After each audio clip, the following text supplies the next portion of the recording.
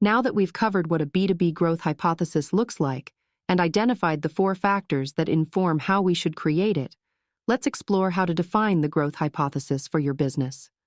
A B2B growth strategy hypothesis is necessary because there are many pathways you can take to get to the ideal articulation of growth. No path is right or wrong, but it's important for every business to carefully consider what makes the best sense for both their product and target market. Defining your growth hypothesis requires 3 steps. The first is to define your use cases. The second is to assess those use cases against the 4 factors that inform your ideal growth motion. And the third is to build your growth hypothesis. We'll cover each of these steps over the course of the next few lessons. This lesson focuses on defining your use cases, which will help you determine the best type of growth motion for your company at this point in time. When we use the term use cases, we're referring to the product's persona or target audience.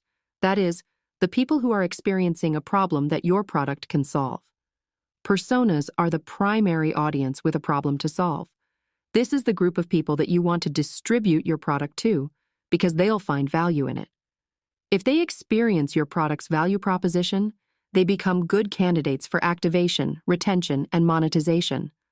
Problems, meanwhile, are the primary audience's reason for using your product. They're why the primary audience is seeking a solution for their jobs to be done. If your product can meet the persona's needs, they're likely to develop habitual usage and convert into paying customers. Since there are multiple use cases your business can sell to and solve problems for, you should start by identifying the use cases you're currently solving for. Then think ahead to the use cases your business wants to solve. These might come from different places.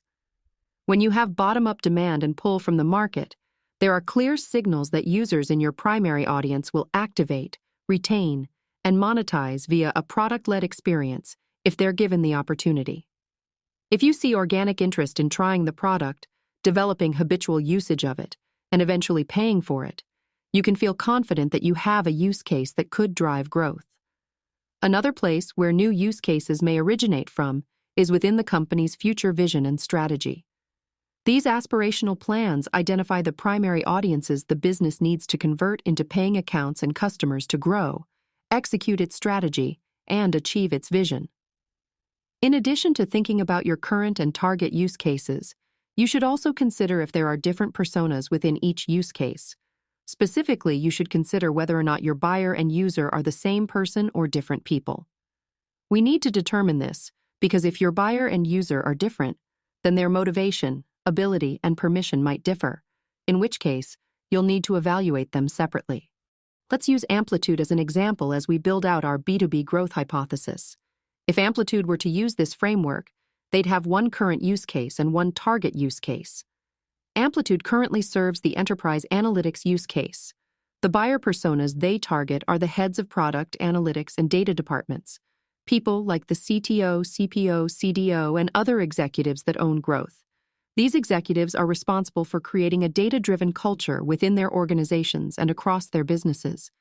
But they encounter friction if their data analytics team can't scale fast enough, or if they spend time answering mundane questions that should be answered within the product as a self-serve feature.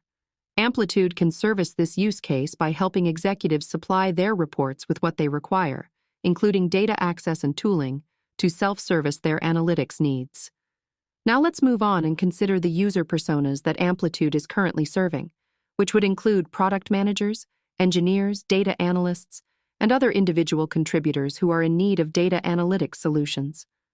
These individual contributors are responsible for creating the solutions that solve their customers' problems by providing quicker access to data and robust analytics capabilities.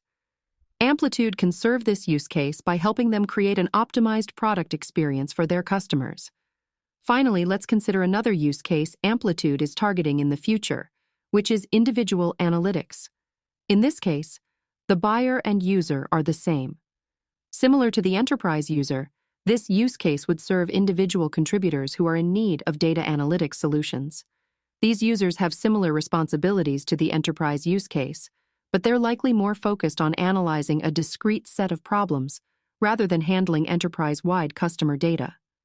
Before moving on to the next lesson, you can update your growth hypothesis worksheet.